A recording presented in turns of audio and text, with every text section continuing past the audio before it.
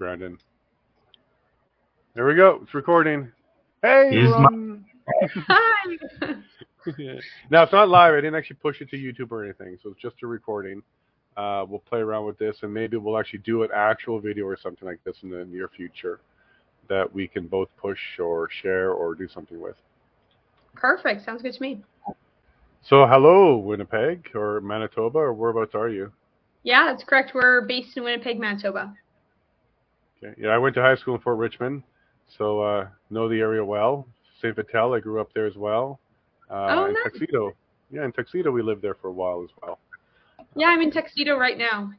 Yeah, whereabouts? Holland Boulevard is where I lived, right on Holland Boulevard. Yeah, Holland. Yeah, well, Holland's the main one in, so you're going to have to drive it.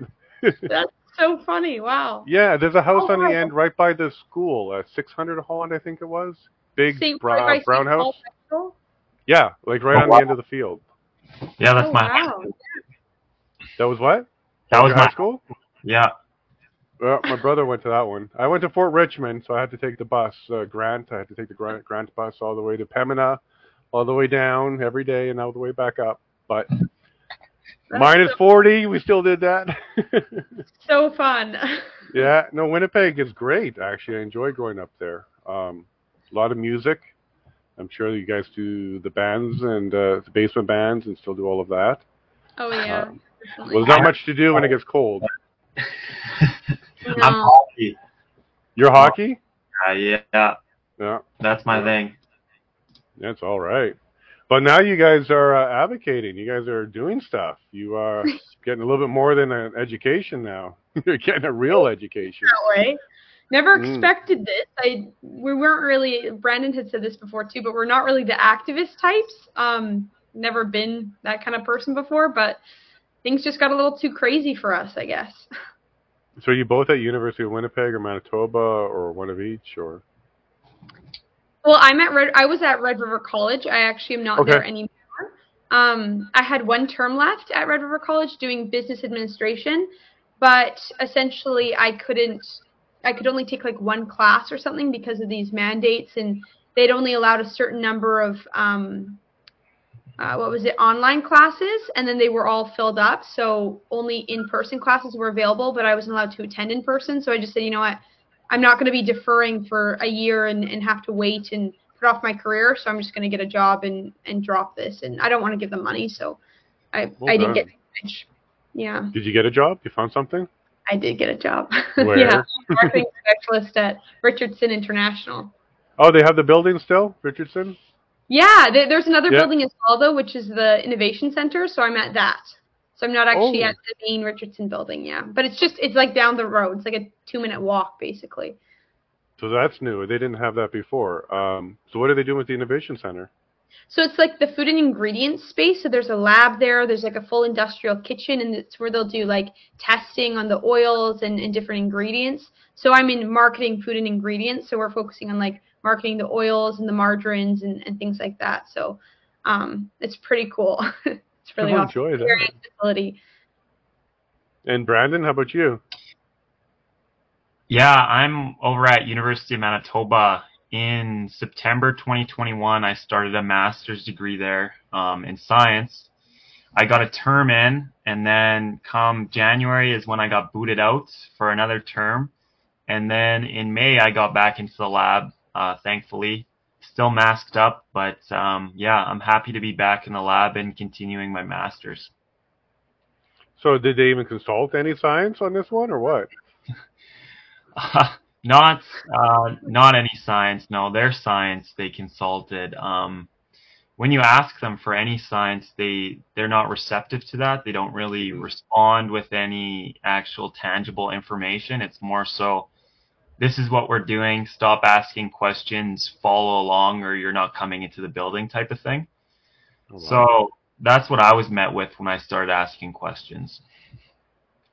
I think I saw something on Crowder today that the requirements for academic papers are changing now.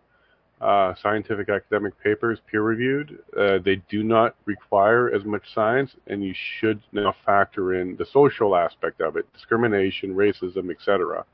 are now part of the criteria for scientific papers in order to be published. Why? That makes a lot of sense. Yeah. Do you have any take on that, Leigh or Brandon? Well, it just go ahead. Go ahead. Sorry, I'll go with Leigh first. My bad. It just reminds me of everything that's been happening these past. I mean, more than 2-3 years. Like it's before the pandemic. Like people are not thinking critically and being objective, and it's all emotion based. Is what I've noticed. People they respond to everything from an emotional mindset rather than trying to say, okay, what are the facts? Let's actually try to find the truth of this. It's the exact same thing. It's only getting worse and worse, and I never thought it would get this bad. But it has. It's gotten really bad. So and as I was saying, like Brandon and I weren't activist types, but we start to see, okay, this is going down a very dangerous route, and we need to speak up because this is going to affect our futures. And as I said, I'm not in school anymore, but it doesn't really matter if I'm a student or not. We need to be fighting this because it's just gonna affect us all. So you're absolutely right. And yeah, I think what they're doing here is they're teaching an entire generation to just take orders and not really be critical about it or think about it. That's scary alone, because whoever's in charge becomes our master, and that will change with each election, hopefully.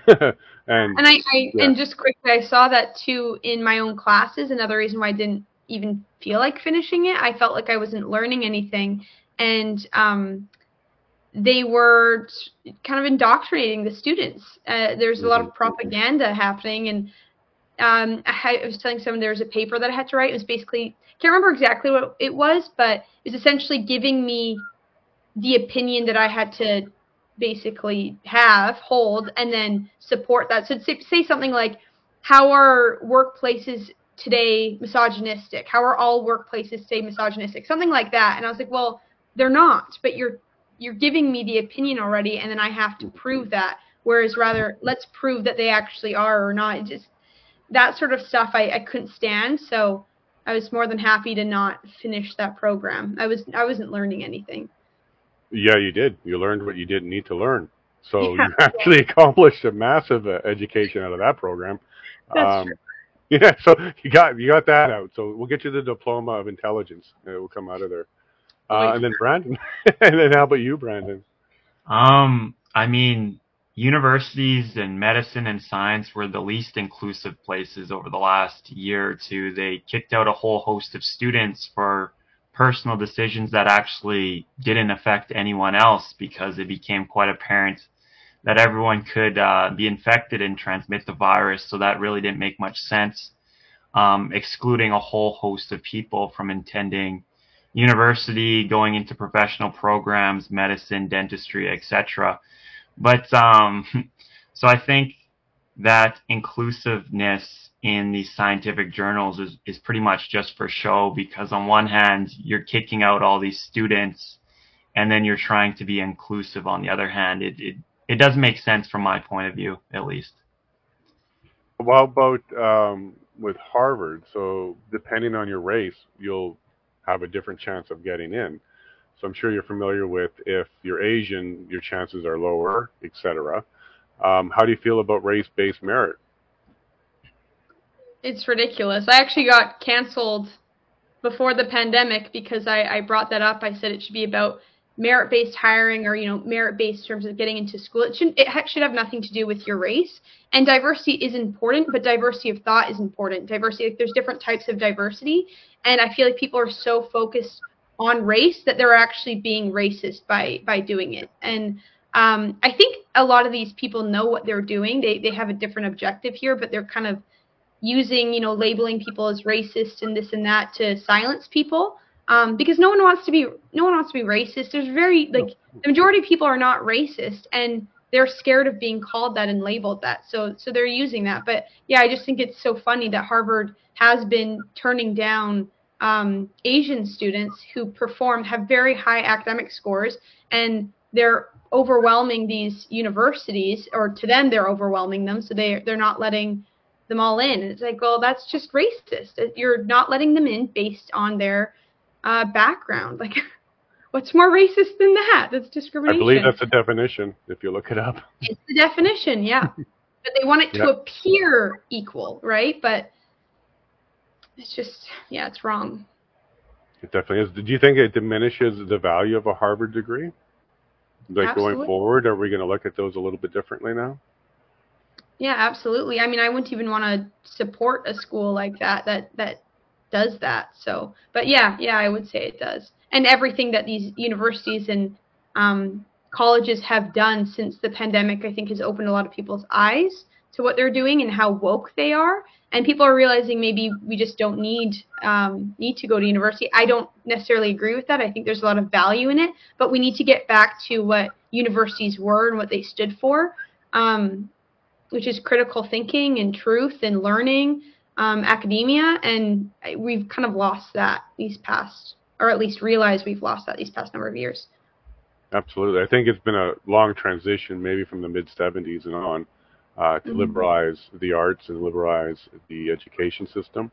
Not that there's much wrong with it, because I'm not really anti-progression or progressive behavior as long as it's innovative and it's necessary and it's helping us all go along. And there's consensus, too. I think it's pretty important to agree on what it is we're working on. So, Brandon, are you still in school? Are you still pursuing that degree now? Yeah, I am still pursuing that degree. I'm let back in as of May, as I said earlier. Right now, the university isn't mandating any vaccines. We just have a masking policy. And I hope that's going to stay the same.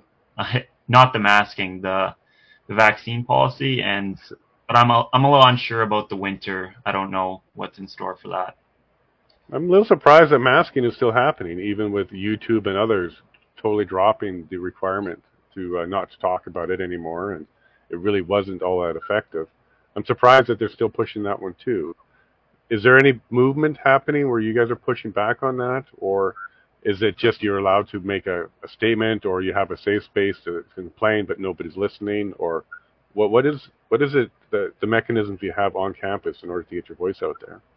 Well, on campus, it's pretty grim. I mean, everyone has a mask on, so it's hard to really tell what they're like thinking, what they're feeling, because you don't have that connection with other people. And just for instance, like some people are very pro-mask, and they'll report you to like maybe your graduate professor or like the dean or whatever, and then you can start getting like academic discipline for like not wearing a mask. So it's very difficult for people to like just take it off and like start walking around. Personally, I've gotten that. I've like had my mask off like maybe a couple times here and there, and I've already started to get emails saying, "Oh, we're noticing your mask is off so frequently. Like, please put it on." Blah blah blah. So that's the culture, and it's hard to really tell what other people are thinking and feeling because obviously they have a mask on, so you don't get those cues. You don't get those smiles as you normally would, or like good conversations to get to know someone. So it's very segregated, at least from my opinion. Do you find it demoralizing a bit and distracting while you're trying to study? For sure, it's very demoralizing actually. Like consistently wearing a mask for over a year, going on 2 years is honestly daunting. I know some people want to wear it because of their safety, so maybe they're more encouraged to put it on and it doesn't bother them. But for people who genuinely don't want to wear it, it just feels like you're almost betraying yourself putting it on. And then you want to obtain an education, but you also don't want to get like all these academic disciplines. So it's kind of like stuck between like a rock and a hard place on the daily pretty much.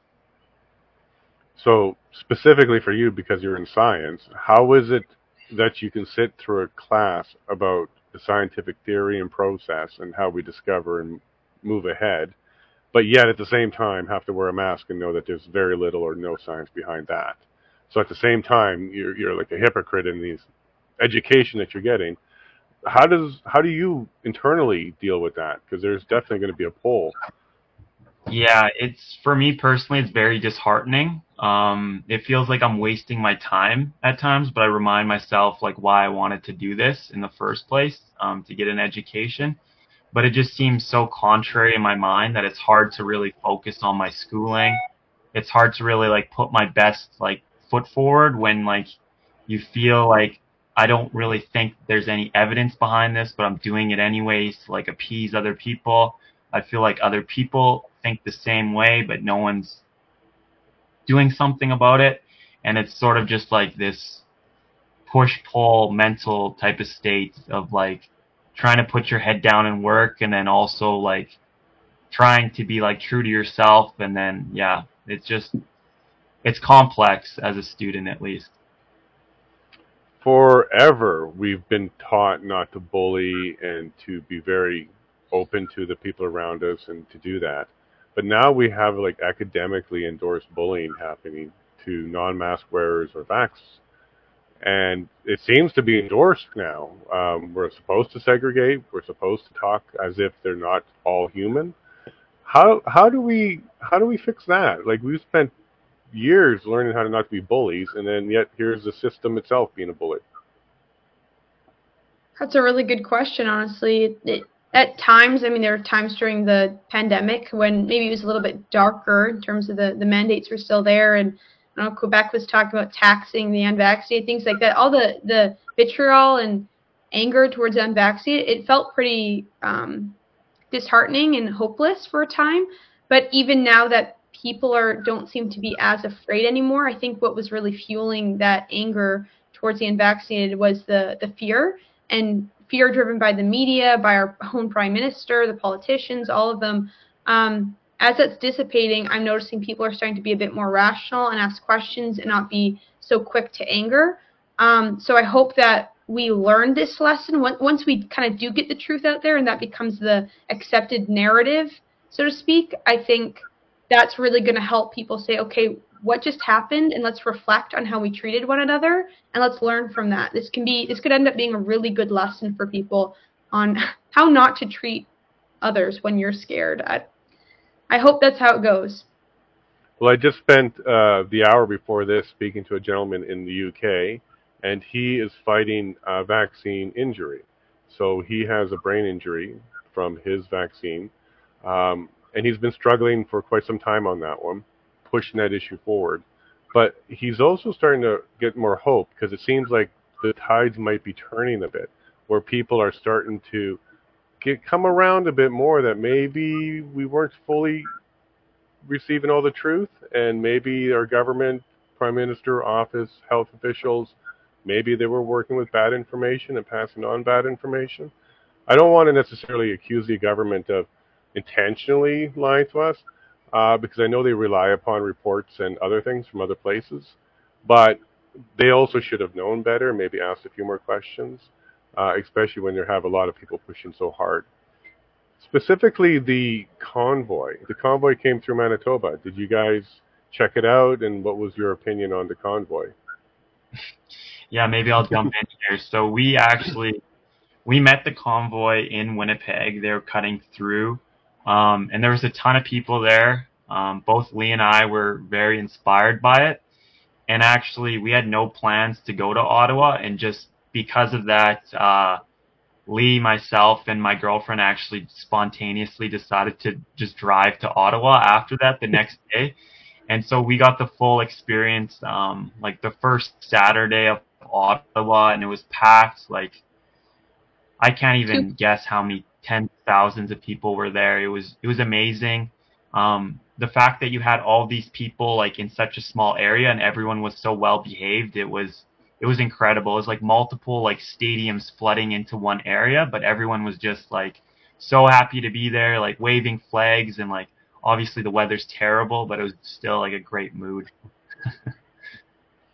Oh, I would have loved to have been there. And then Leigh, you just jumped on with the ride. You guys took the 11 through Sudbury or something all the way there? Yeah, exactly. Did the drive. It was actually how I got to know Cassie and Brandon better. I had just met them, Brandon over 2 Zoom calls, and he joined the S.A.M team, but I hadn't met him in person. And we had one S.A.M rally, like protest outside the U of M, and I just walked out to them and said, "Hey, I'm Leigh. Nice to meet you guys." And then the next time I met them, we were in a car driving to Ottawa, so we got to know each other really well on those 2 weeks and had such an incredible time. People were so friendly and happy, and I think however long it had been at that point, what was it, a year or something? I start to lose track of the time here, but yeah, like a year of being isolated and segregated and feeling like you're completely alone in your way of thinking and your values.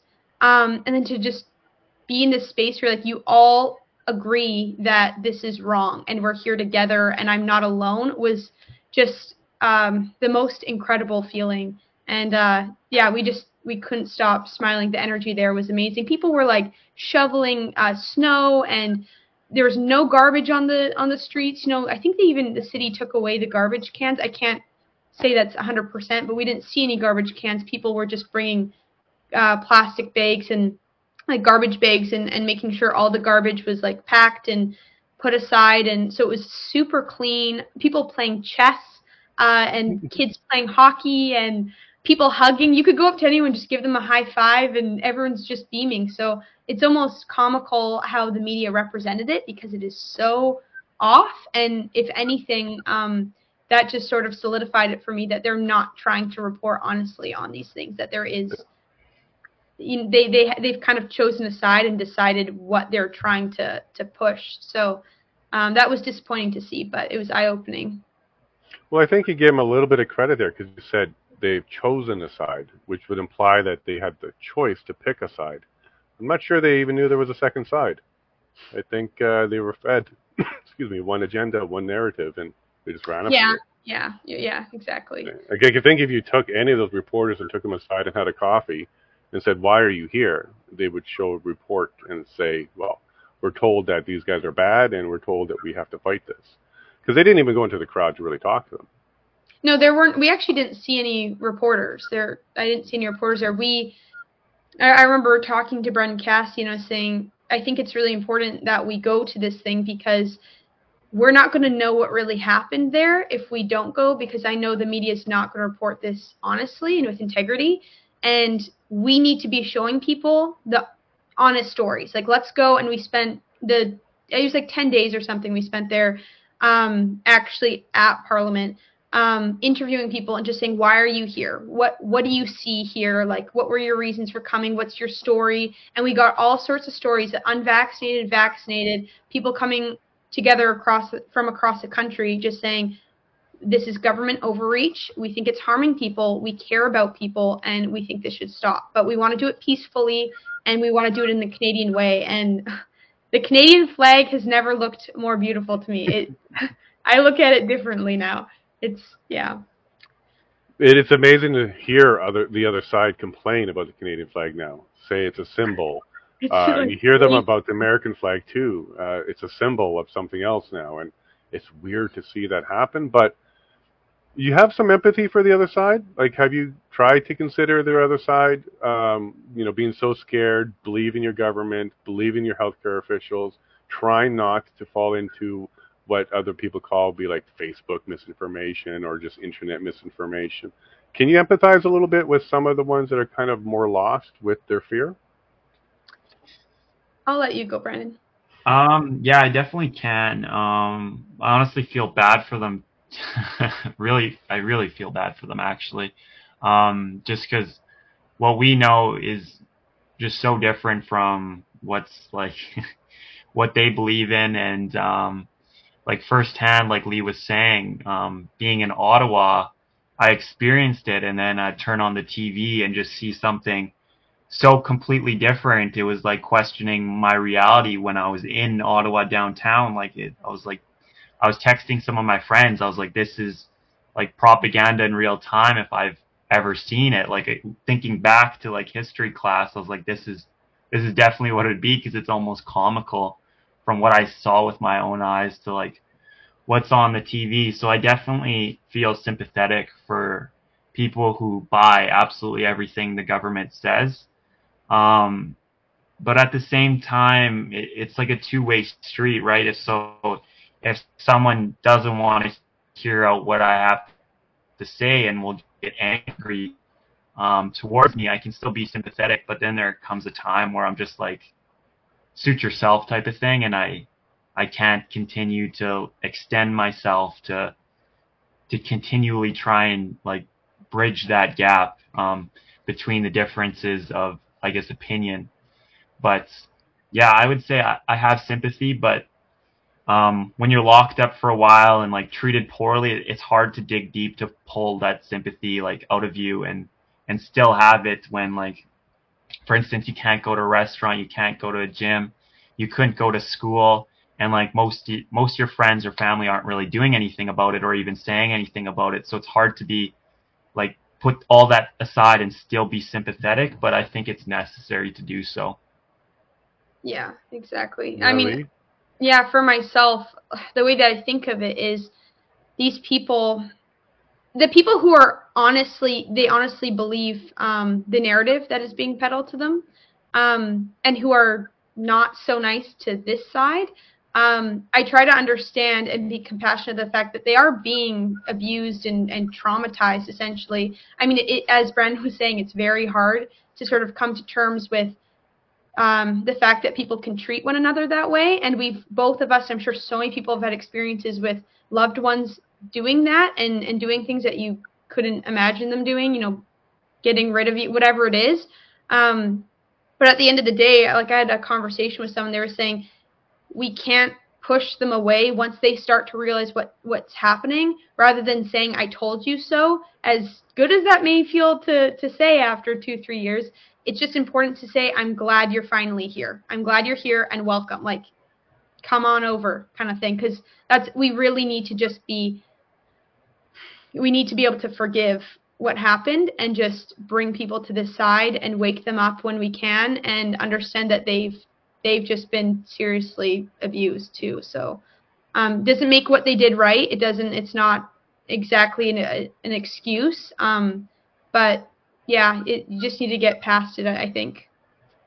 I would concur with that as well, because I think at some point soon there's going to be a big realization that they made some mistakes.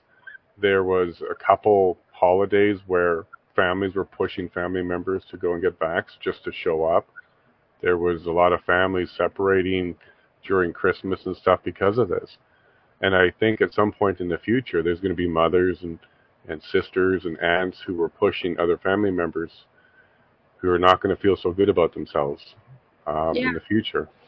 We're going to learn long term, was there anything wrong with menstruation cycles? We were told at the very beginning, don't worry, there's not a problem. But now we find out, oh yeah, quite a bit.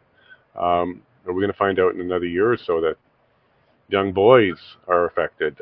Are we going to find out other problems? And I can imagine a lot of mothers and stuff, yeah, they're going to be very upset. And, they were kicking us for a couple of years, but I think that just made us tougher and made us stronger. And we know how to get up out of the dirt and brush ourselves up. They don't. It's a very sensitive group that's going to get, I think, very, very rudely awakened to their actions. And there might be a lot of remorse on their side. I think we're going to see a lot of anger, though. The first couple stages of grief are not fun. Denial, anger. I'm seeing denial right now. Yeah. Those are good signs for us, because that means we're making our way through the stages of grief with them, and they will come around. But I do think we who kind of saw the writing on the wall and didn't fall for the propaganda, I think history is going to be looking at us to stand up a little bit stronger this time around, because that next group is going to need it. They're not as strong as we were. We were able to get up and get into groups and find some like minds and celebrate in Ottawa for a bit, but they're not going to have the same thing. There's not going to be a big parade across Canada to celebrate remorse. So there's going to be a lot of lonely and upset and scared and confused people over the next, say, 24 months as this vaccine stuff and masks and all that starts to roll out. For example, today I just saw an interview with one of the scientists from CNN who was really pushing masks back in the day. She just released an article on how her children have been damaged by it, and their speech has been delayed, and she will no longer mask her children. She should have known better. She's a scientist. There was a lot of people talking about it back then. We knew long time braces and other stuff with the mouths of children for decades that it can stunt a whole bunch of things. So this is not one of those that we found out after the fact, but I still have empathy for her. So even though she was on CNN a year and a half ago saying, we have to do this, and I think her exact quote were, "The unvaccinated are untrustworthy." So that's why she was asking for masks, because unvaxxed people won't give you the status because we're untrustworthy is the implication there. And I think people like that who now realizes, because she had young children, that she masked up probably all the time, they have delayed speech now. And that's just an example with her. So she has come out and said no more for her and her family. But that's a lot of damage was done. And we're going to see a lot of people like that, realizing what they did to their kids, what they did to their family, and what they did to themselves. And I think we can keep talking about what we went through and how much of a struggle it was. But honestly, I think we're going to do better than them. I think in the end, we're going to be the ones that have to pick them up.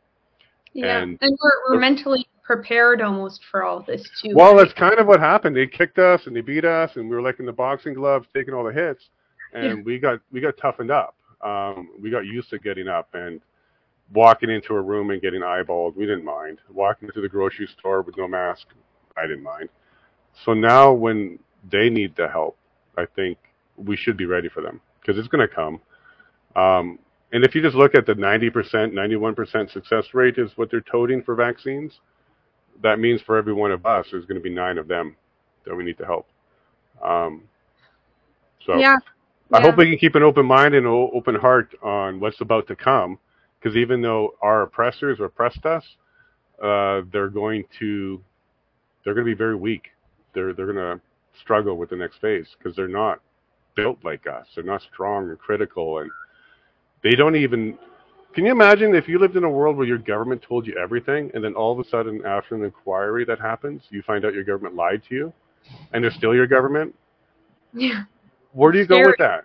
Yeah, where do you go with that? How you treated people, you have to reflect on your own actions, that you were pushing people and coercing people into doing something that turns out maybe isn't entirely safe, and there are reactions happening and all this sort of stuff. But as you're saying, sort of in the beginning of this, like, did we forget the lessons we learned when we were young to treat people well? I was going to say, yeah, just people did. But for us too, when this now comes around, are we going to kind of, they've punched us, do we punch them back when they're down? No, let's be the bigger person, which I think a lot of people have been throughout all this, and try to be understanding, try to have open dialogue and conversation. Whenever someone reaches out to Students Against Mandates, we try to respond calmly, rationally, and say, I'd like to extend an offer to have sort of like face-to-face Zoom call or conversation with you. I know you're upset and frustrated. Let's talk about it. And 99% of the time they say no, but let's remember that going forward when they're down. Are we going to kick them further down? Or we have an opportunity to unite people again. It's been divided for years. I think we should take the unite the country rather than keep it separated. I don't want that. Yeah, I think you're right on that, and I think the tide is turning. So you're familiar with the inquiry that starts September 19th? No, I haven't heard of that. Oh, this is one of the biggest kept secrets. This is, well, the Trudeau, when he invoked the Emergencies Act, one of the conditions of the Emergencies Act was a public inquiry had to be scheduled within 6 months of invoking the Emergencies Act. So, of course, he pushed it to the very last date he possibly could. But it starts September 19th. So September 19th is a government inquiry into the Emergencies Act use, whether or not he had the right to do it, the information to do it, et cetera, et cetera. It's scheduled to run till October 26th, so September 19th to October 26th.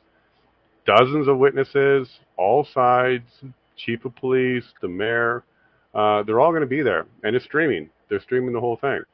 So this should be Canada's Johnny Depp, Amber Heard situation here, if we pay a lot of attention to this, because the government's position from day one is we had information that made us believe that we were in an emergency situation. Everybody else's position right now is show us. So we're about to see whether or not any of this exists. There's a lot of particular witnesses involved that were, volunteers with the convoy. There's people involved who were blamed by the media as being a terrorist group. Have you heard of Diagnolon? Like, have you looked into that one at all? I've heard of it. Yeah. Yeah, so that it looks like that might be a bit of a scapegoating thing going on there, where they're just a group of frustrated and angry Canadians who are vocal about it, but peaceful, nonviolent. Never been an issue really, but it appears that possibly that was their purpose to invoke the Emergencies Act. So if that comes out and it's true that the government invoked it based on a domestic terrorist group that they called Diagonal, but it's not. It's just a comedy group from Nova Scotia. Um, that might be our Amber Heard moment. That might be the poop in the bed moment, because we may now realize what actually did really happen. Like we only heard one side for so long. And then if you remember the Johnny Depp thing, I think a lot of people believing Amber when that one started. Nobody does now. Um, so we might be doing the same thing here. So September 19th, that inquiry starts. It's the Superior Court of Ontario Justice who's running the commission. There's Liberals and Conservatives involved in it. There's MPs involved in it. So I would say Canada should really pay attention to that one. Let's hope justice will come out, because it's not a court. It's not meant to convict anybody. It's an inquiry on whether or not the rights were violated and if there was any overreach on the use of the act. I think, because I did finish law school, I did do this stuff, I have read the Constitution, it's a clear-cut case of overreach, and hopefully that's exactly what comes out. So we might have, in Canada, a prime minister either quit, call a snap election this winter, or get a no confidence vote completed within 12 months. So between now and this time next year, we may have a new prime minister, maybe from the Liberal Party if they're smart enough to move him out, or we have a snap election and it will be Pierre, probably. But yeah, what do you think about that? So there's an inquiry coming. Very little press about it, very little news. But if you search CBC right now, type in September 19th inquiry, you will see, see the details about it. I think everyone should pay attention to that, but that's sad that the first Leigh and I are hearing of this. Yeah, Yeah. I've just learned about this. Yeah, throw it into your browser. It's everywhere, but it's not everywhere at the same time. Now, some of the things that concern us is, well, Trudeau got to pick who runs the commission, so he handpicked the justice. But he's also a retired justice with a very good reputation. And I have been in the courts a lot, and I've been surprised when justices do the right thing. So hopefully we're going to get a lot of good information out of this one. Specifically, why did they feel they needed to invoke it, and on what grounds? I do know some inside stuff, and that is the Senate knows. The Senate received the package that they were about to reject. So if you're paying very close attention to the Senate debate that was happening right at the time that they revoked the order, you would know that the Senate was about to deny it. They weren't going to pass it. So they were going to lose that power anyways, but within hours before that, they suddenly got everything fixed and they don't need the power anymore. We're going to find out what that Senate package was. So at some point, that's going to be unsealed, that particular package, and we're going to see what the government was trying to tell the Senate was the reasons for the invocation. And I don't believe that the grounds were good enough at the Senate level, let alone the inquiry level. So we might have some good news coming up, because the truth is on our side. You saw it firsthand. You went there and you saw all of the Yahtzee flags everywhere, right? And there was lots of people beating up everybody, right? There's guns everywhere, right? The children were harmed, right? This is what we saw. The homeless people were being attacked everywhere, right? That's the narrative. So. Yeah, I mean, yeah, as we were saying, like, I would check my Instagram and see what everyone was posting about the Freedom Convoy, and then I'd put down my phone and look around. I was like, why is none of this stuff here? Like, that's just not true, and you guys don't know what you're talking about. But we're going to have to talk about that on our social platforms and get the message out there that this is coming, because we had no idea. Yeah, they're very quiet, but this is going to be the inquiry, and if it's truthful and the justice does a good job, we should actually get Well, you already know the truth. You guys were there. So rest of Canada should find out the truth. Because that's what this Yeah. inquiry is about, is what actually happened during those 3 weeks, and why did we ship in a bunch of police from out of province, and some of them out of country, in order to deal with this. I'd even asked the police while I was there. I was like, so how's it been? How's it been, guys? And they're like, completely peaceful. It's been peaceful, no issues. So, and even the police officers were very friendly. I mean, we went up to some, like, could we do an interview with you? And they said, sorry, no, we can't do that. But, like, enjoy yourself, have a nice time. Like, they were so, a lot of them were so nice, and nothing was happening. So, they're basically just standing. And I think it was people like you guys and Viva Fry and the other streamers, Ottawa Walks and Zot and the other people. I think that's what changed the plans. I think originally the plans was to have the narrative controlled and Canada to keep being told what was happening there, but not see what was happening there. Because they didn't really have the press in there taking video. Historical event like that, you would think every corner of it would have been covered, but it was only covered by YouTubers and people there. Yeah. So I think that was something. Would happen, though. We knew that. We knew that would happen. Everybody was saying record everything, get everything on video. So they're going to try to frame things and whatnot. So our phones were out constantly getting as much footage as possible to say no. I don't think they anticipated it to be so effective, though. Yeah, I don't think. Because on day one, they came out with the Yahtzee flag picture. So day one, hour one, by the CBC crew, there's a picture of a guy with a flag. Not another one after that. But if it wasn't for everybody there the entire time, we may not have known that. So I think the streamers and people like you that actually captured and recorded it, it saved us, because if we didn't have that and we didn't have that foresight, I think that narrative would have been more effective. I think Canada would have been a lot less tolerant, and it would have shut it down even sooner and maybe even harsher. Because I think they needed a violent revolt. They were trying to get one. This is why they provoked it. This is why they were name calling, not even trying to talk to them, not even trying to calm the situation. I don't think they wanted anybody hurt, like died, but they certainly wanted the pictures. They wanted a lot of pictures that Canada can say, yes, I understand, this is why we had to put down a heavy hand. You guys are young, and I'm pretty impressed that you guys sniffed out the media so quickly. Is there something that happened before COVID or before all this stuff that kind of made you guys go, this is not adding up, and you became skeptical naturally, organically over the media? Leigh, we'll start with you.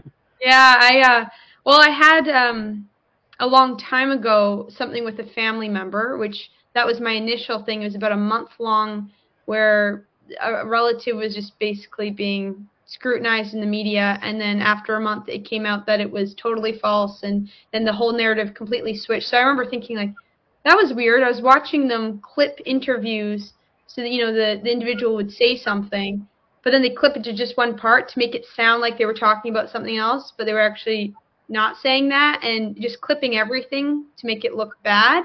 And I could see how this was affecting that individual, and I thought that's awful. And then as soon as the narrative flipped, there had been one press conference, and it flipped, and then everyone was pro my relative and then against the other individual, like the group, basically. And I just remember thinking, they're just doing it for the headlines. And then 2016 is really when I just started seeing all these articles coming out, during the elections with Trump and Hillary.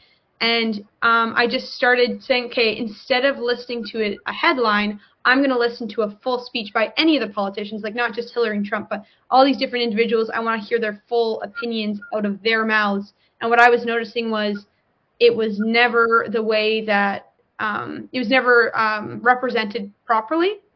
And then I just kind of went down a rabbit hole of trying to learn as much as possible about this sort of stuff and hear different sides. Like, let's say at one point in time I was against guns, and like I was for gun control and stuff. And I would try to find the argument for it and the argument against it. So I was like, I don't really have a reason to have this view. I just fundamentally think it's probably wrong to everyone has access to guns and stuff. And I found they would always show someone who was just not very intelligent for the pro-gun side. And I was like, that's not very honest. That's kind of dishonest. So I kept digging, and then I found someone who actually had a good argument. They said, well, it's, to protect your family against like a tyrannical government, things like this. And I was thinking, oh, actually, that makes a lot of sense. I don't think that's ever going to happen. I don't agree with you, but I get your position. And now that all this has happened, I go, actually, yes, okay. I've switched my mind on that. But I just wanted to hear actual opinions, and I found every time I was looking for, a heated debate or like a big topic, they always were dishonest about what the other side view was. Immigration, abortion, like all these different things.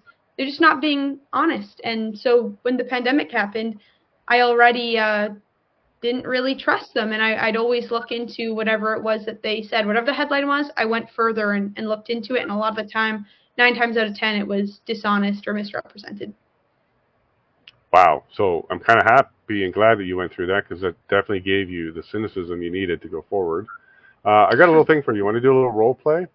Because you used to be gun control, right?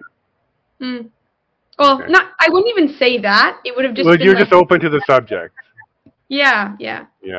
So let's pretend that I just knocked on your door, okay, and you are pro-gun control, all right?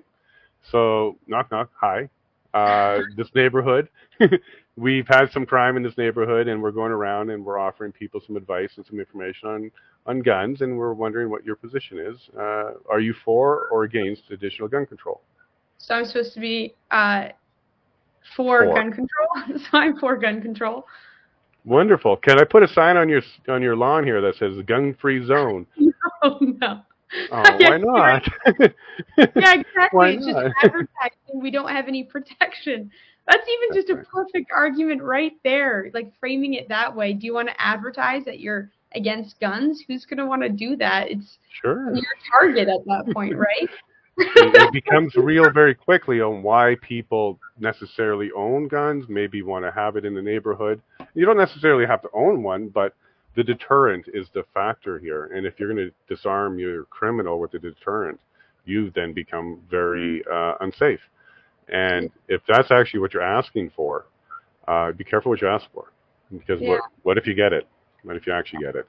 And two, most of the criminals who do use guns in a way that you would not want them to be using guns, they didn't get it in an honest way. And it's like, if you take away guns from good law-abiding citizens, the people who are going to have them are the criminals, and then there's not going to be anyone there to defend you when you're up against a criminal. It doesn't, and when you look at the statistics, not that I have them on hand, Larry Elder has a lot of you can just like spew them out, but when you actually hear the statistics, then you go, okay, actually, that makes sense. That makes a lot of sense. But at the time, I kind of was just assuming, oh yeah, less guns, less violence, and look at Australia, right? But I never really took a position, and if someone had asked me, I would have said, I don't know enough about it.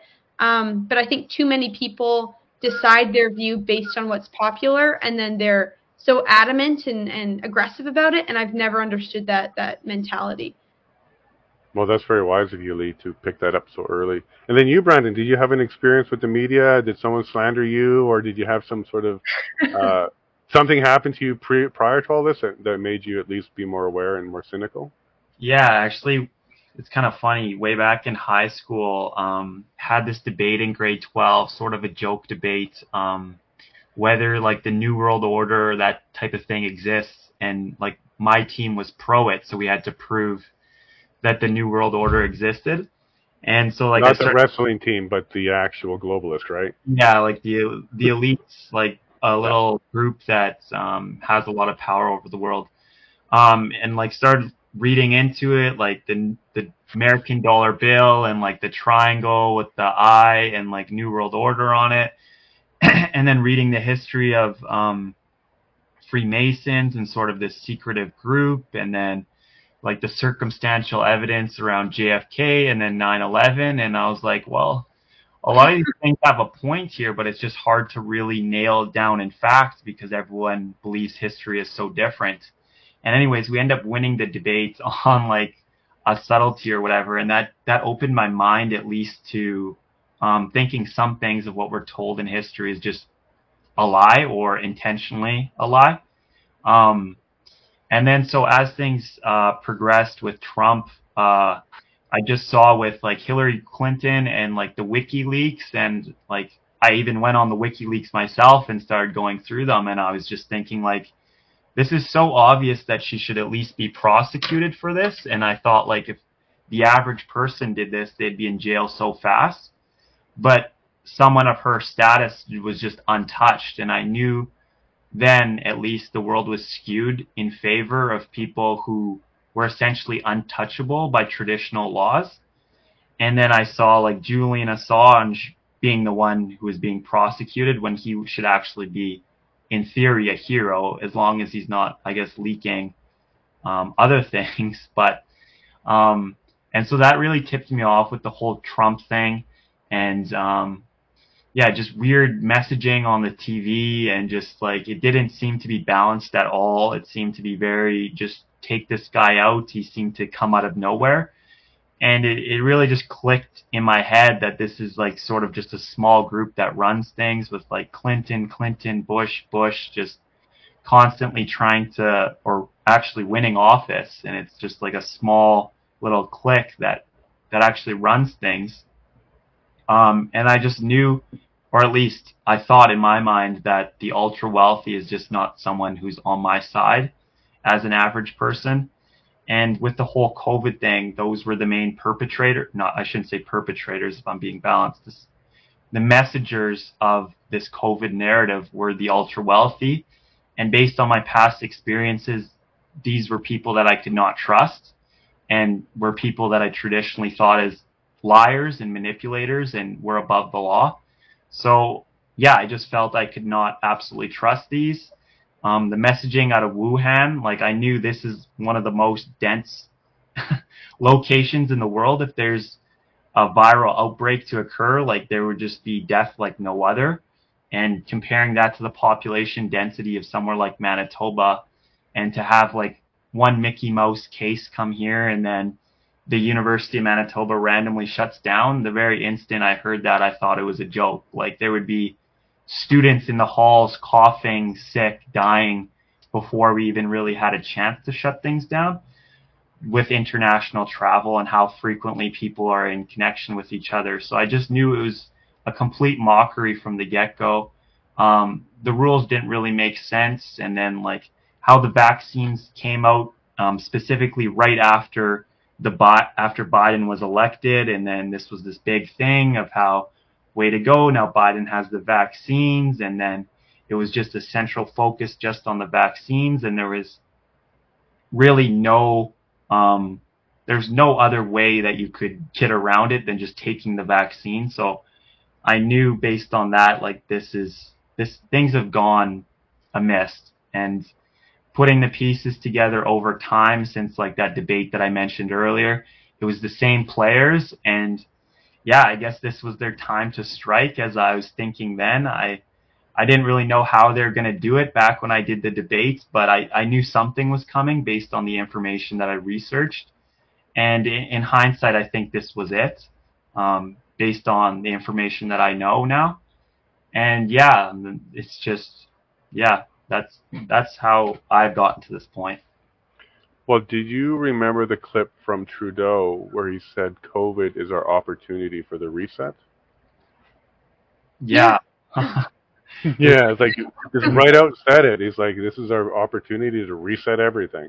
It was like, Well, okay. that's what I've noticed. They are blatant about it, to the point where you almost have to kind of laugh and say, how do people not see what's happening? They're just telling you. He's like, this is a great opportunity for the Great Reset, build back better, all this stuff. You're like, no thanks. Well, the thing is, they don't like keeping secrets, believe it or not.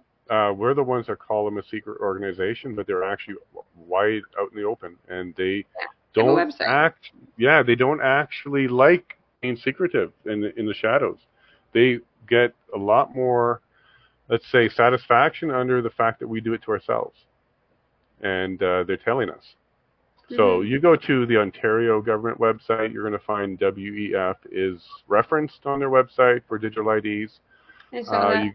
Yeah, you go to the Alberta Health website. WF is referenced there as a guidance for the new health measures that are coming down.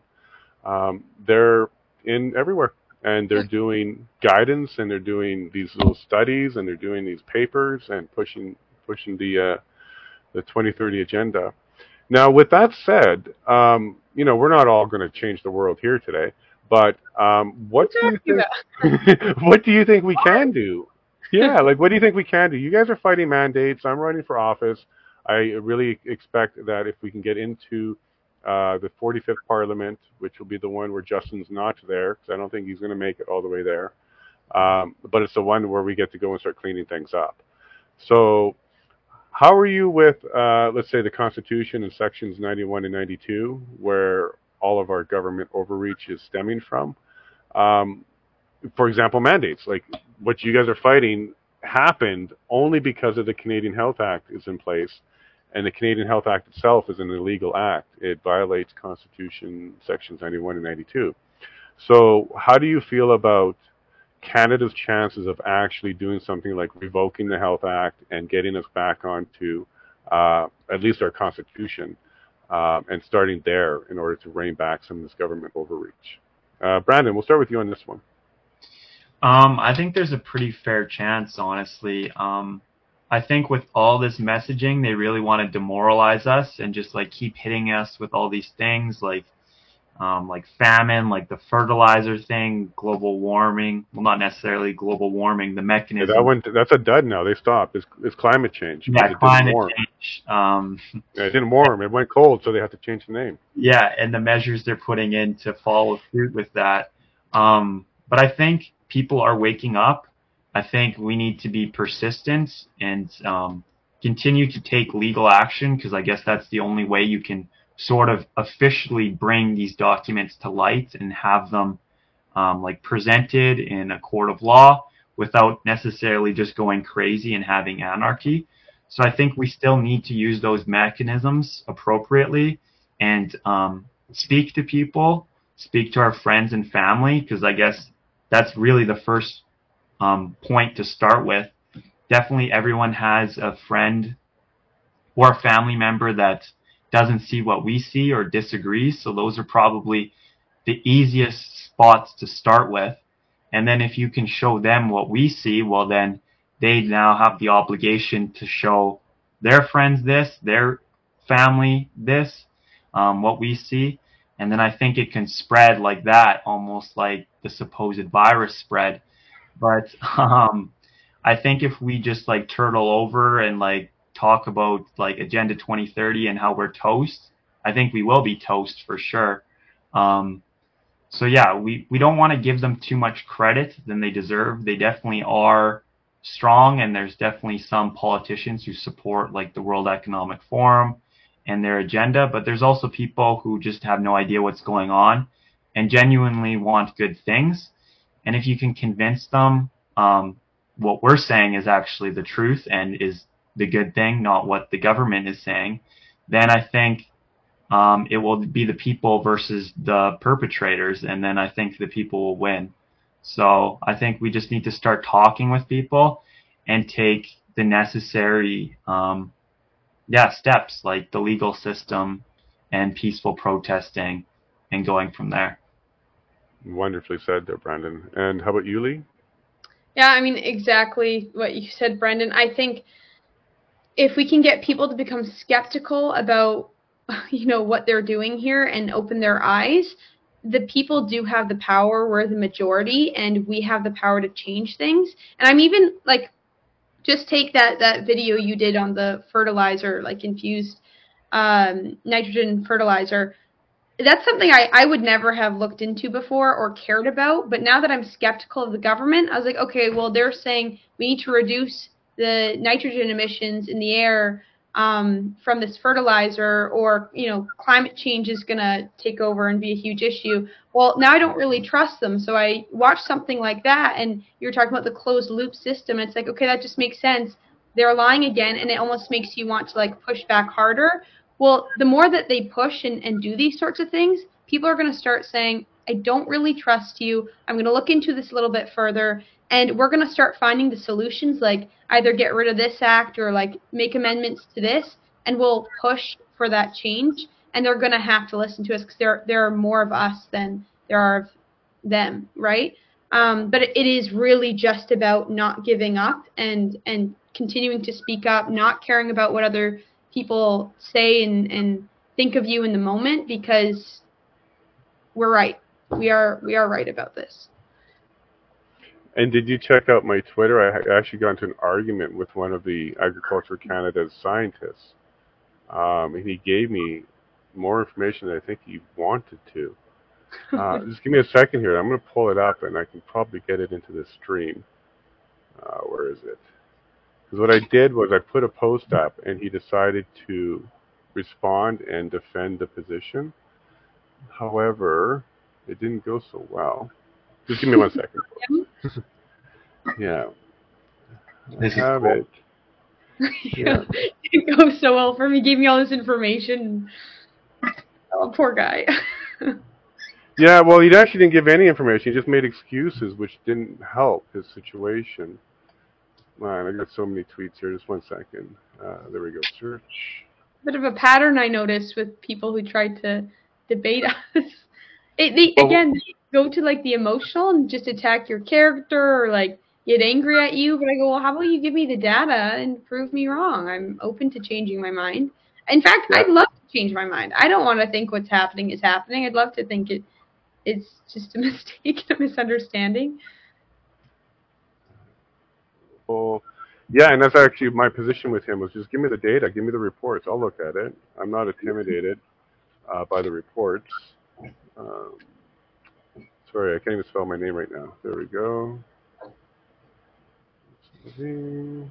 Sorry about this. I should have had this one ready. But oh, no worries. I kind of sprung that on you. I just brought that up. It's all good, but yeah, his name. For some reason, Twitter's acting up a little bit here.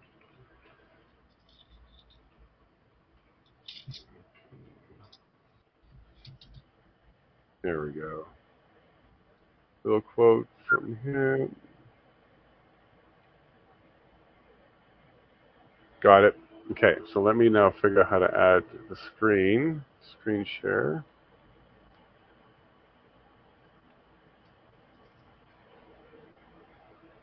Oh, cool. Chrome tab, there we go. Chrome. See at the bottom, there's like that share button. There we go. Yeah, no, just trying to find a tab. I got too much open. Oh. Okay. Yeah, there we go. Now I can add. There we go. Yeah, there it is. It's listed right there. Look at that. You see it on the screen? Yeah.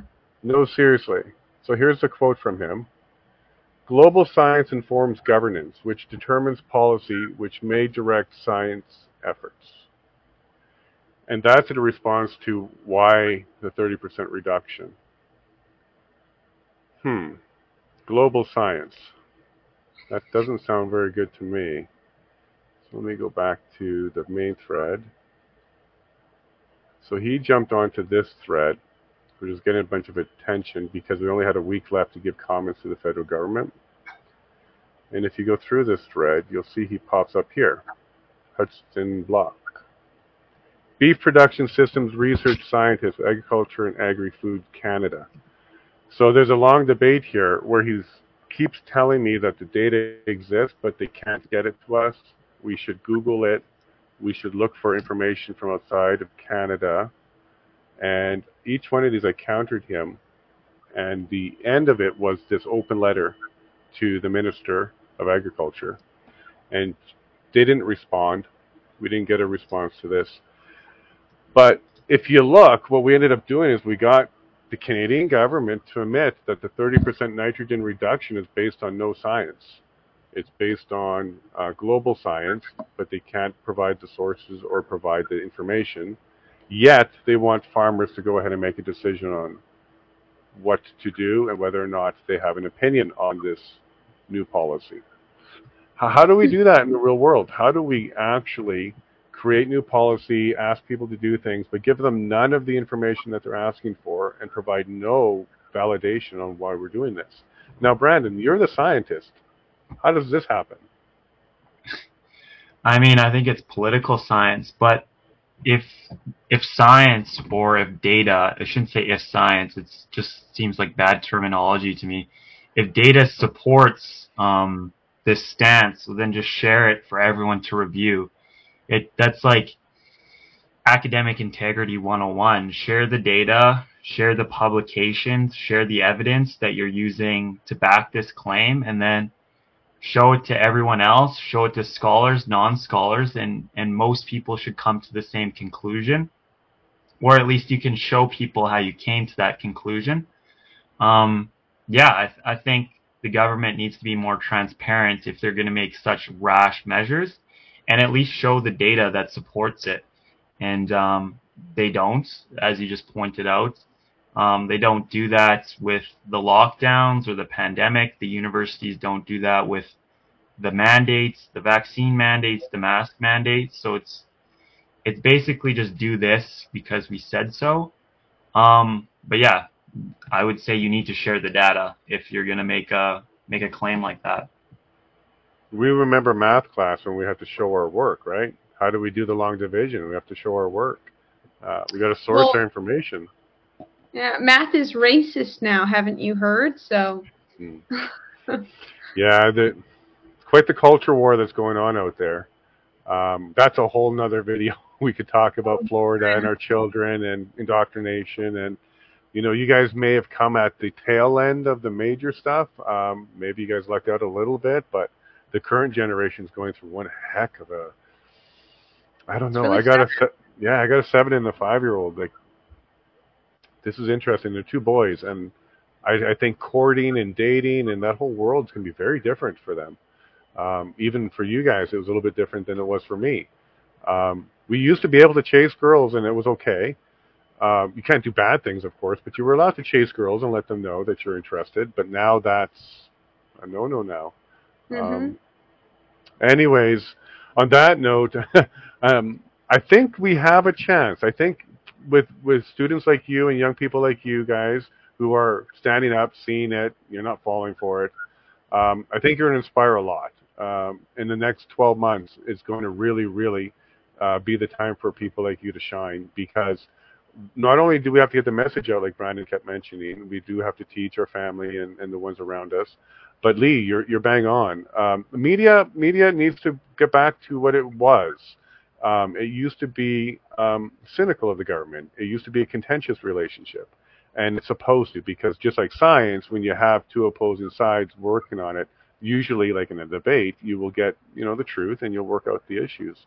But if you have one side that silences the other side and then dictates to them what reality is from their perspective, you're going to get nothing but people like us having to stand up. Me personally, I'm a nerd, right? So I wrote software for many years, and I did the business things out in Toronto, and I'm kind of trying to semi-retire until all of this kicked off. So I'm an introvert. I'm a nerd. I don't do this. This is not who I am. But I know that my MP, I've met him, I've talked to him. We need strength. We need stronger MPs in the next parliament. I'm not pushing for changing the entire government to independent MPs, because I don't think that's a good system either. But I do think that the party system we have in Canada can work as long as we have independent oversight. So right now in Parliament, we have one independent who's not really an oversight. He's doing a great job representing his riding in Toronto, but you don't hear from him when it comes to national issues or anything like that. So what I think we need is people that want to work with the government and the parties, but hold them accountable and keep them to the rules. So just like a good old hockey game or basketball or whatever your sport is, if we don't have a good referee blowing the whistle, keeping everybody at least playing somewhat fair, it goes very uninteresting very quickly. It wouldn't even be something worth watching if we didn't have rules and kind of stuck by it. I believe our parliament needs that. We've been letting the government oversee itself for far too long, calling their own fouls, and they're not very good at calling their own fouls. Even with that, Trudeau has had some fouls called against him, and they've stuck. Even with his own government, he's had some fouls, and just not all of them, just not all the big ones. So I think some independent oversight is what I'm pushing for. We could use a few from each province, and we'll let the blues and the reds and the orange and the purples and the greens all fight it out. But at least they're playing by the same rules and they're representing everybody the same way. I'm also pushing for parliamentary change for the Speaker of the House. So I'm not sure if you know this, but the Speaker of the House is a political appointment. He's an MP, and he comes from the Liberal Party.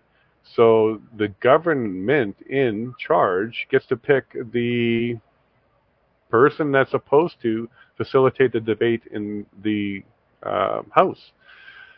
That should be a nonpartisan position. That should be a federal judge. That should be somebody who actually will enforce the rules of the Parliament, encourage, facilitate debate, and actually get something done during debate. If we ever get back to Parliament, because right now we're not even doing that right now in Canada for the next year. So the couple things I'm trying to push for would be independent oversight by MPs and change the Speaker to be a nonpartisan position. It should be a judge who will sit there and facilitate debate.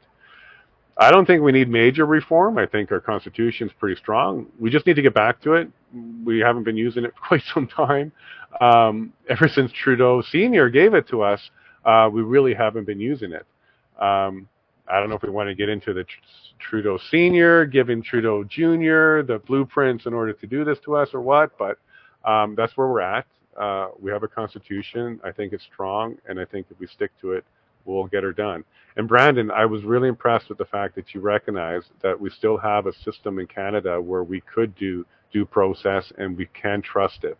I still think we're there as well. I don't think we're anywhere near some of the other countries in history where not only did their government collapse, but their legal system collapse, their justice system collapses, and their military will then soon collapse. And that's when you get coups and you get some pretty violent situations. I don't think Canada is anywhere near there. I think we've got a lot of justice left in us, and I think our system is still solid.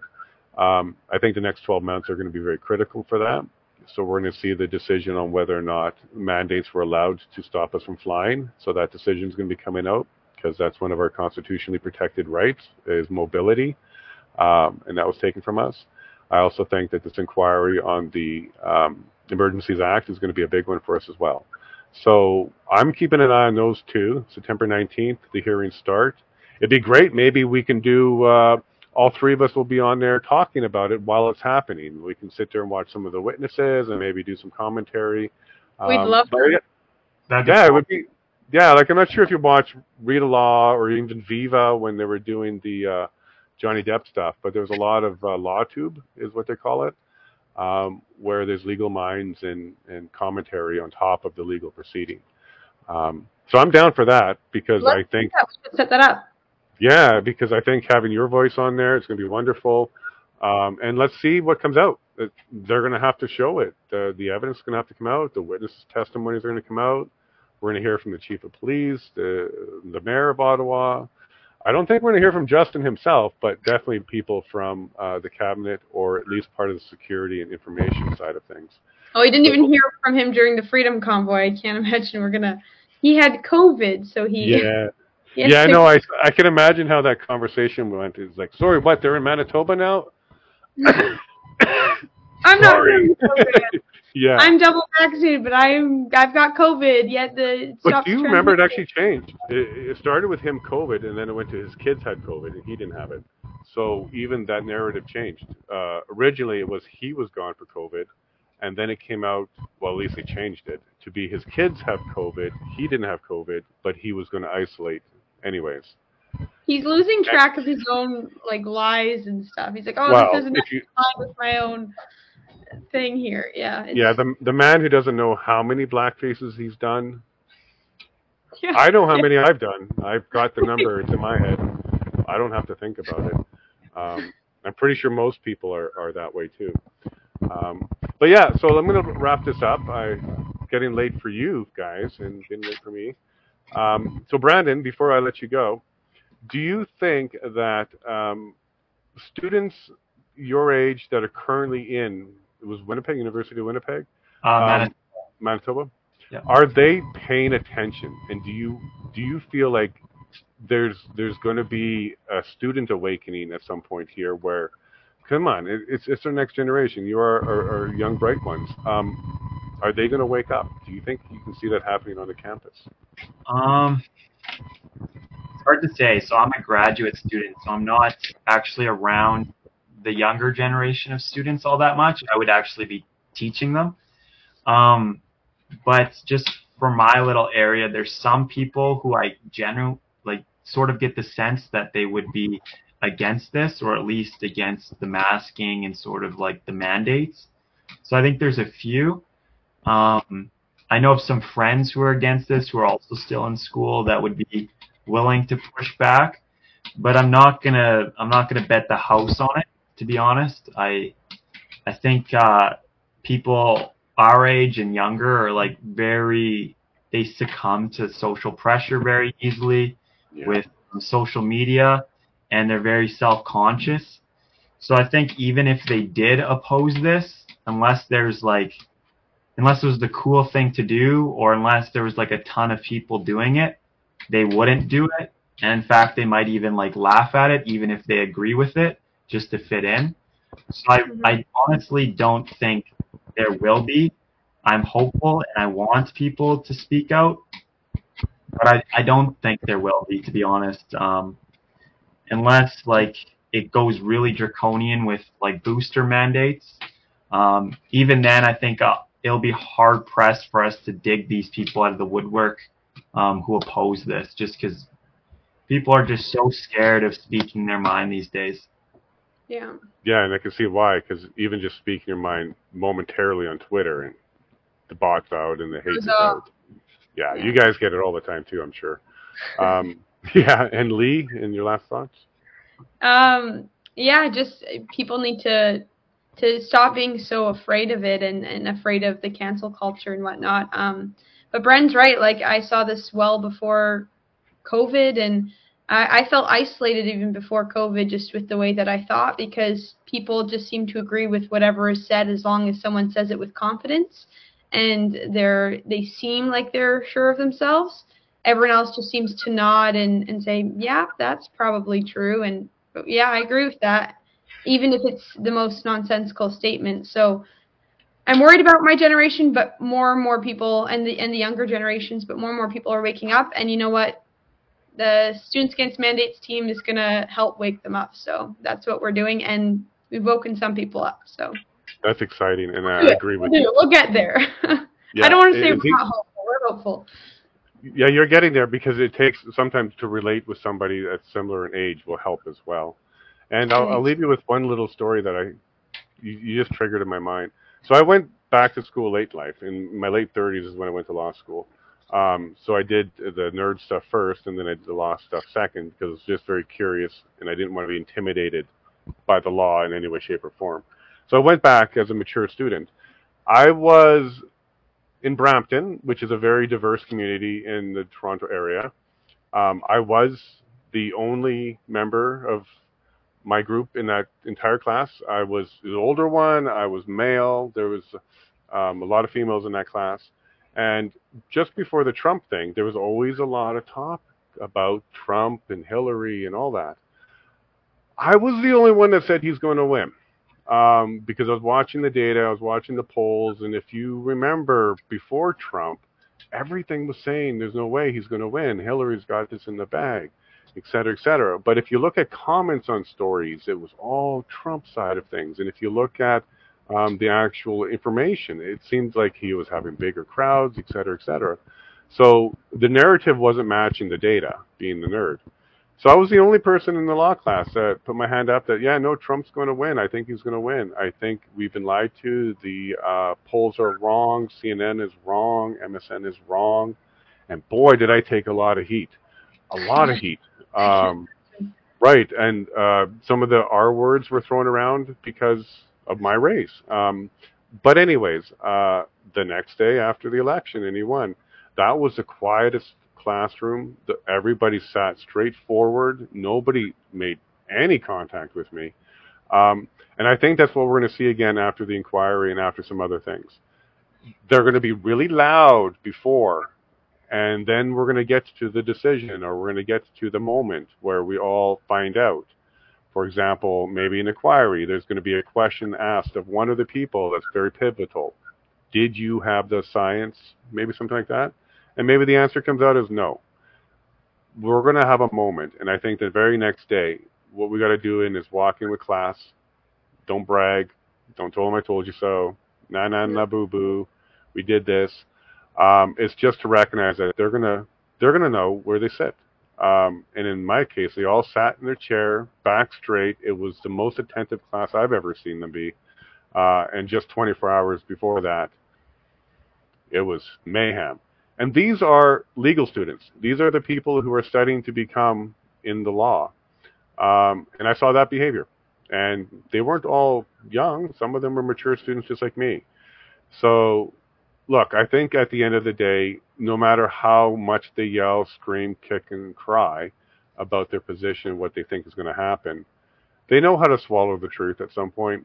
And they never bothered me again after that. After that, we just finished up the courses. We went on with life. But I could tell there was a good chunk of them, about half of them, that couldn't release the shame and couldn't forgive themselves, which then didn't allow them to even talk to me. The other half did. They did. Because there was no hostility. There was no desire on my part that I wasn't pleased with their thinking about the results of the election. And I guess when they got that out of me as well, that I wasn't braggy about it and I didn't really care. It was just data, just reading data. They got more somber. Half of them had a hard time accepting it and accepting me after that. The other half were pretty cool about it. I can say most of the people that were on the pretty cool side did go on to have great careers. Some of the other ones are the harsher ones. One became a restaurateur because law didn't work out. And another one is still trying to pass that exam 3 years later. So all the best to them. But I think keeping an open mind, having goodwill, and just being genuinely a good person like the two of you are doing and standing up for your peers. You don't have to, and you're going to get a bunch of hate along the way. And you may never get a recognition, and you may never get any accolades for your efforts. It may not even be successful. You might go into permanent mandates one day. But at least you're trying. You're doing it. You're giving me a ton of hope. And I definitely know I'm super proud of Manitoba. I'm super proud of the two of you. And I hope the heck that you guys keep spreading that, because Manitoba is a lovely place. There are some really good people there, but they can be stubborn. They can be really stubborn because they kind of have to be to live through that winter. So keep it up, and I really appreciate you taking the time with me today. And if there's anything I can do for you, a tweet or a phone call or anything in the future, don't hesitate. It's people like us who can get together and just help each other that will do some changes and do some things for this country. So yeah, work together. Well, we'll have to do that call during the inquiry. Oh, the commentary. Yeah. Yeah, we'll do that. We'll have to set that up. I think that would be fantastic. And I mean, it goes both ways. If you ever need anything, just let us know. Need to get a message out there. We're happy to share it on our platform and whatnot. But thank you so much for the conversation. This was fantastic. Oh, and I did have one last question for you, Leigh. So now that you've left the student and you're going to keep doing the work, how are you going to be able to balance your time? And are you going to be able to give it as much energy and effort as you want to? Or are you going to now have to balance it with a work life? Yeah, I was fortunate to, so when I was in school, I had started, and as it continued to grow, that's when I dropped out, and I was doing freelance work. And I'm very glad that I had that time where it was really open. I had come and ended up moving back home because I was going to school. So I was able to dedicate, it became like a full-time job doing Students Against Mandates and building it. And now I have the structure and that base. So that's fantastic, but I still dedicate my evenings and weekends to S.A.M. And I mean, I hope one day maybe we can grow this into something where I can spend more of my time and dedicate more of my time to it, because we may have focused on the student issue and the mandates, and it's really important that we focus on that. But this is reflective of larger issues that we've kind of dived into a little bit, and I think we're cognizant of those issues, and we want to start talking about them. So, although we're focusing on mandate stuff right now, we eventually want to start expanding, talking about more things, and growing this into something bigger. Maybe have a podcast, a studio, things like that. So it's already things we're talking about right now. Have you considered running for office, even regionally or provincially, or? No, no. You might be surprised. The two of you, yeah. You've got. Maybe in the future. Who knows? Right now, that's not on my mind at all. I never thought politics or anything like that. I'm not one to. I remember the first time I went up to this woman, I was at a protest. I never went to protest before. I'd never been to a protest, but I went up to a woman. I was like, I print out these postcards about my group. Can you read it out in front of like 300 people or 400 people and talk about my group? And she's like, you get up there, you go do it. And I was like, no. She told me to, but I was like, I can't do it. I'm too scared. I can't do it. And I've put myself in the position now, and Brandon has too, where now we've gotten on stage and done speeches and done interviews and things like that, and you get comfortable with it. It's taken time, it's been over a year, but that's just never been something that initially I was drawn to. So that sounds foreign to me, to be a politician and to run for anything, but I'm not going to rule anything out. Who knows what the future will bring, because I sure did not expect to be here today, go back 1 year from now. So, and just last week, the year anniversary of S.A.M. So truly about a year ago, I would never have thought it would become what it's become. Well, I'm going to be the first to tell you, you already are a politician. This is a political movement, what you're doing. Yeah. So you already are by de facto. So enjoy it. It's quite political. Yeah, it is. It is, especially if you're going to stand up against the mainstream, or you're going to be the salmon going upstream. You're definitely not fighting with the group. The majority group. So it's very political. That's what politicking is. It's convincing others of your idea. And then how about you, Brandon? Would we see you in office somewhere in Winnipeg or in Manitoba, a councillor, something like that? Yeah, like similar to what Leigh said, it's never crossed my mind. I don't rule anything out at this point just because I'm just keeping my mind open to whatever opportunities present themselves to me. Who knows what the future will have for me, really. I didn't expect to be locked down for a year, so maybe it might be better to bet on being a politician than that, but I don't know.